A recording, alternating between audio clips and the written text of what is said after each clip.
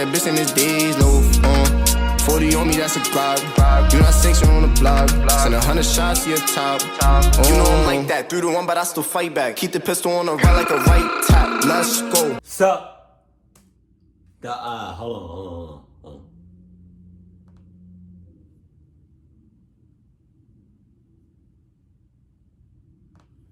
There we go. Sup? No. I ordered myself on these.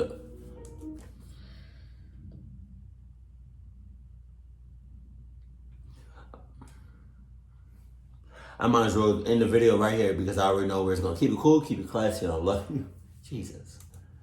I'm a drug user. I'll admit it. Weed is my usual go-to, but I buy that off my friend. If I want to get something a little heavier, however, like acid or coke, I just order it off the dark web. Wow. It's surprisingly simple. A few clicks, some Bitcoin transfers, and boom, I have acid in my P.O. box. But I'm also a curious guy. The dark web has always intrigued me, up until a few days ago. Yeah, I bet the person that's looking at you and in your room through your open-ass blinds is also curious, just like you. I'm there to buy drugs off sites some of my friends gave me. But late one night, I was sober and at home, which was a rare thing for me. So, since I was bored, I decided to boot up my Tor browser and try and see what sort of messed up stuff I could find on the dark web. Wow. If you've ever been on the dark web, you'll know that you can't just search up red rooms or hitmen for hire and get results. Oh yeah? I wouldn't know that. Hopefully, anybody that's watching this would not know that either. Because I feel like I have no cluckies. I have no fans or no supporters that are cluckies. I hope not. No, you have to find links to these websites first. So I hop back on Google in an attempt to find some links to some messed up websites. I know it's weird that I was actively searching for the worst, but as soon as I got on the dark web that night, I had this weird sense of morbid curiosity that overcame me. Anyway, I spent a little while trying to find some links, but anything that I found was either too tame for me or the links didn't even work. At this point, I was ready to give up, but in one final attempt, I clicked on Reddit. I hopped on r/deepweb, but I didn't think I would find anything. I scrolled through the hot option for about half an hour before sorting to new, and that's when I found it. It was one simple text post titled Slayer's Assassination and Life-Ruining Services. The text box of the post was what seemed to be a random assortment of numbers and letters. It took my tired brain a second to figure out what it was, but I realized pretty quickly it was a link, presumably to a hitman website. So I decided to paste the link into my dark web browser, and what do you know? It worked. But before I decided to go any further, I figured I should go back to the profile to see if they have posted any other dark web links. But when I went back to the post in question, the profile was deleted. Weird. Anyway, I reopened the dark web and hopped onto the site. Up along the top of the website was its name, Slayer's Assassination and Life-Ruining Services. And next to it was what looked to be a skull inside of a crosshair. I chuckled when I saw it. I figured the site must have been fake. Upon scrolling down, however, I was not disappointed. There was a paragraph of white text on a black background, and a small box to the right of the text that just said place an order. The text was the main part though, as it took up most of the page. It proceeded to list all the forms of killing they were able to do. Again, I laughed. This had to be satire, right?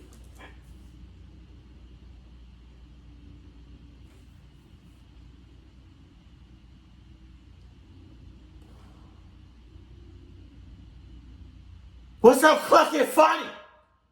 What's up, clucky funny? It's nothing funny about the dark web. It's not. And I want you to learn that the hard way.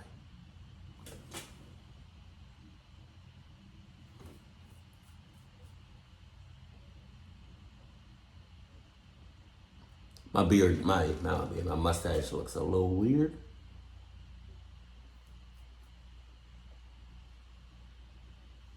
I can't really brush it. It just looks.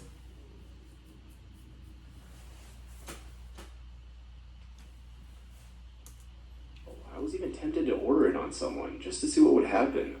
Better not to risk it though, I thought to myself. I was about to close my computer and call it a night when I heard a knock at the door. I live alone, so it was unusual to get visitors, especially so late at night.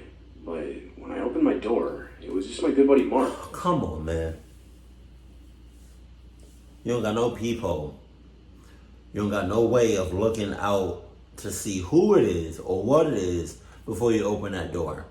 So because of that, you didn't say nothing. You didn't say nothing at all to confirm who that was. You just opened the door wide as hell. Who also happened to be my weed plug. As I opened the door, he didn't hesitate to let himself in and shove a huge bag full of pot in my face. He said he got a really expensive kind and asked if I wanted to try some with him. I couldn't say no. Cut to a couple hours later. It's early morning and Mark and I are chilling on my couch, both completely out of it at this point. He suddenly decides to get up, and I assume he's going to get some leftover pizza, but he walks over to my desk and computer. Slayer's assassination? Are you gonna kill someone or something? He mutters. What? I replied. Your computer, dude. It's got some hacker stuff on it. It's the dark web, man. Don't mess with it, I said. At this point, I'm still on my couch, half asleep and not paying full attention. However, I sat up pretty fast when I heard the words, "Hey dude, let's order a hitman on you." I got up and walked over to my PC.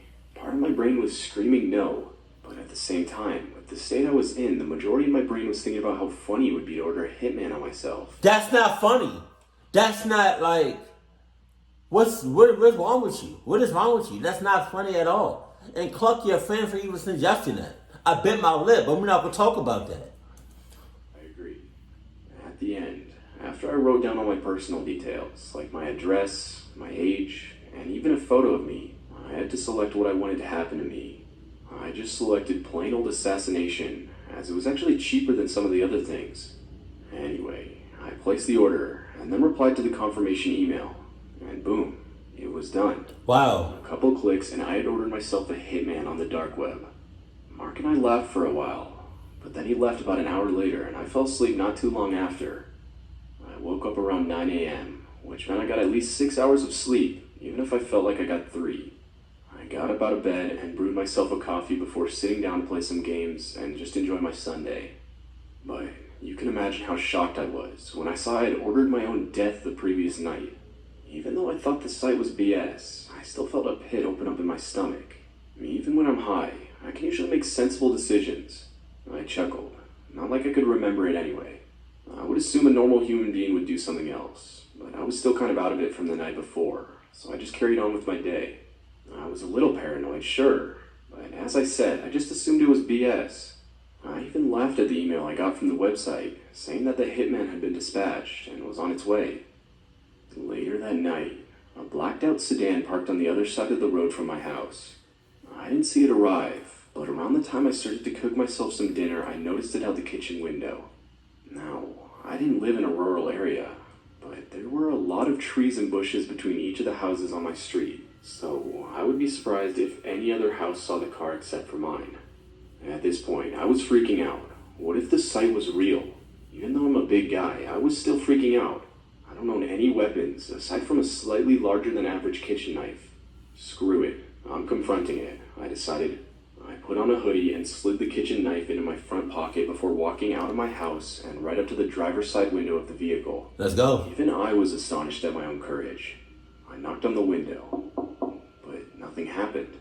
It was rather anticlimactic. I was fully prepared to have a fight for my life, all because I did something really dumb while I was high off my mind. Okay, when I said let's go, I thought that he was just going to stay there in his house. I did not know he was going to do some cluck shit.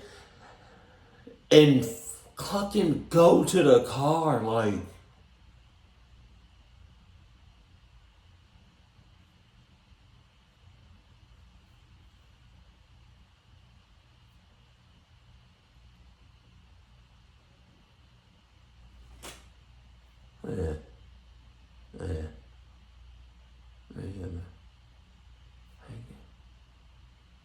It's bothering me. After I finish this reaction, I'm going to try to fix this.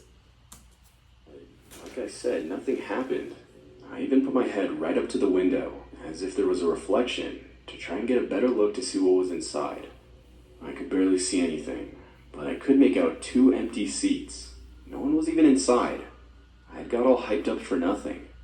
I decided to wait out by the car for a bit, but after half an hour or so, I was hungry, and I had to go back inside to take my dinner out of the oven. Now they inside your house.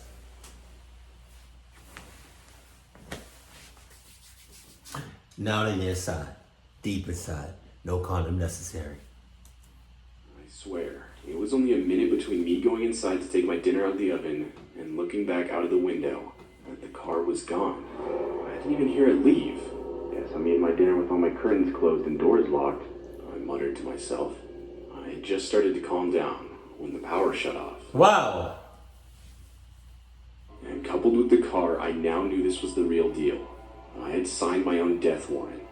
I ran into my upstairs bedroom and locked the door. I then hid under the bed.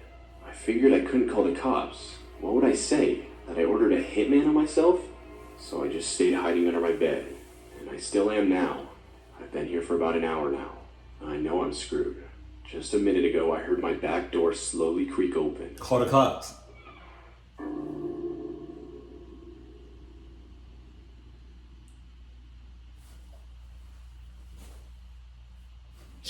God damn!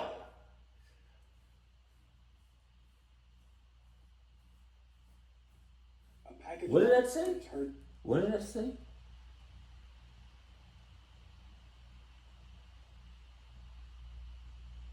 Don't do this to become. Oh, okay.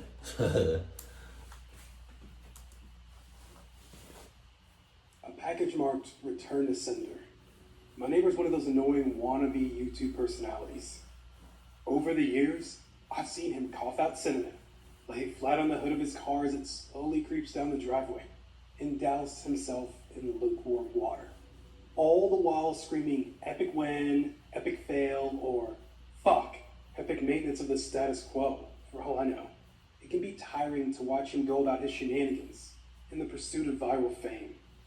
So when he knocked on my door the other day, told me he was going away for a few weeks, and asked that I get his mail, honestly, it was a relief. Oh shit! I think I remember this story. This story I think I reacted to this story. It sounds very familiar. Can't explain the peace of mind I had knowing I didn't have to brace myself for any of his stupidity for a while.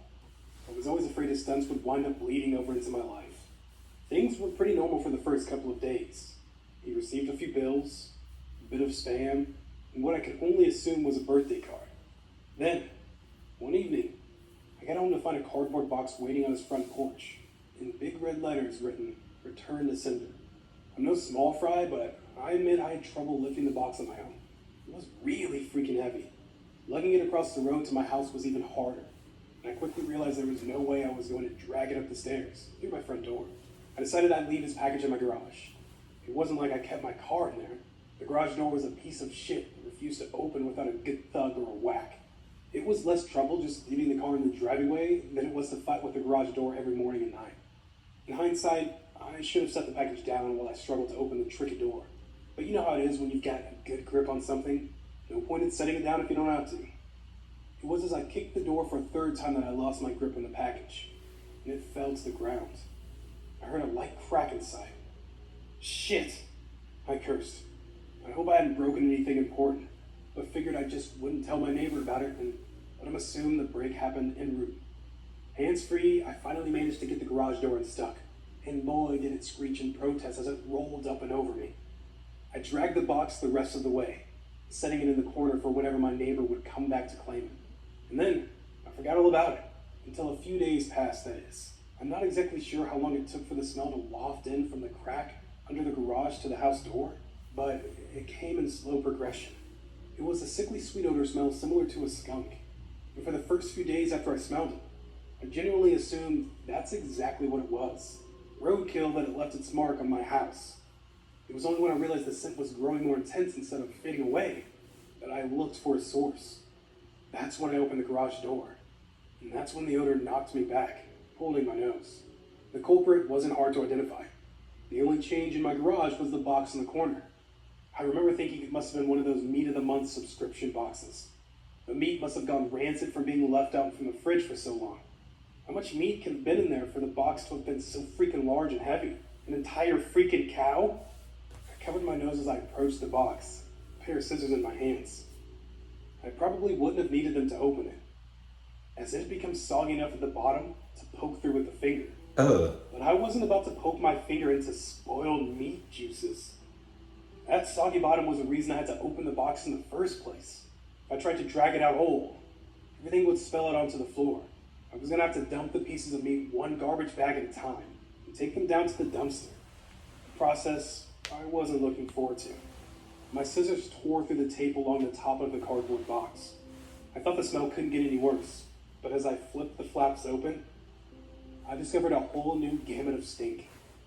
It was like opening a burning oven, but instead of a heat wave, I was met with waves of piss, sweat, and shit, and putrefaction.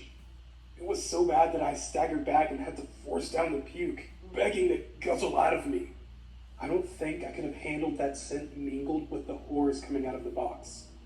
I'm not ashamed to admit I ran out of the door for a breath of fresh air, but in the short time I'd spent in the garage, the smell had become so ingrained in the fabric of my clothes that it clung to me like a shadow. Nothing I tried could keep the smell out of my nostrils. Not air fresheners, not a face mask, not 3 showers and a change of clothes.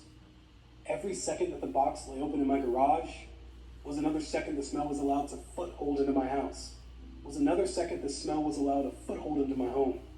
I had to bite the bullet. I returned to the garage, the flaps of the box still open as though inviting me to look.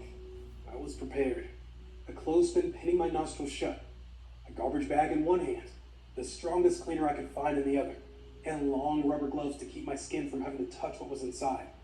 But as it turns out, I needed none of those things. I wouldn't have to touch or clean the contents of that box.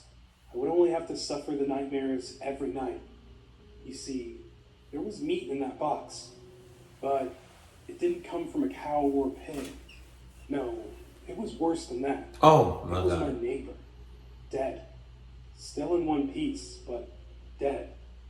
I called the cops and naturally they took me in for interrogation. It's kind of hard not to suspect the man with the corpse in his garage after all. Thankfully, they soon realized I wasn't involved. My DNA might have been all over that box.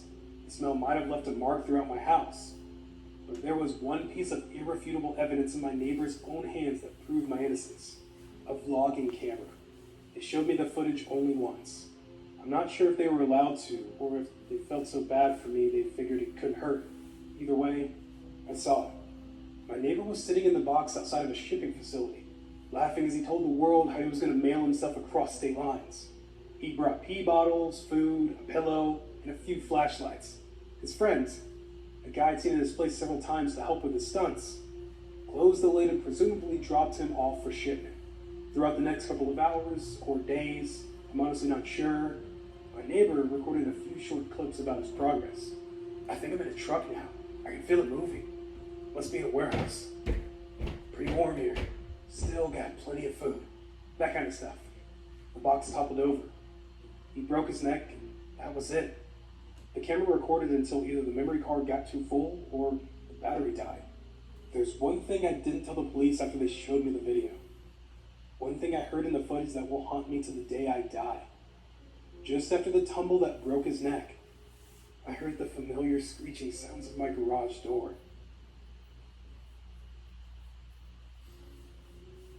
Yeah, that second story sounds very familiar. What I want to say to any upcoming YouTubers, it's not worth it.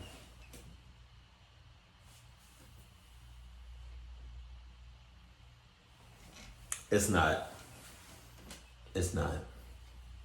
Like people, a prime example. I mean, I don't know about to that extreme, but people do the absolute most and the absolute like clutch shit they can do to get noticed. And it's sad. People will clutch themselves up on a daily basis trying to get clucked up. I mean, trying to get noticed, trying to get some likes, trying to get some shares, trying to get some views.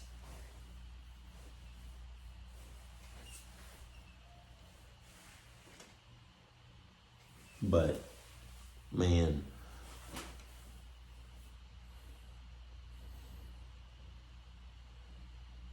That's not me at all. I'm a very chill,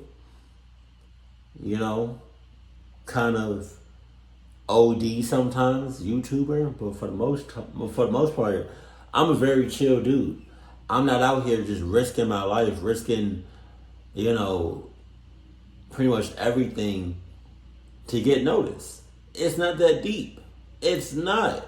It's never that deep with anything. Relax. I mean, YouTube is cool, and YouTube can be a great place and a great platform to be on. But Jesus, your health is more important. Something bit me. Got me itching like crazy.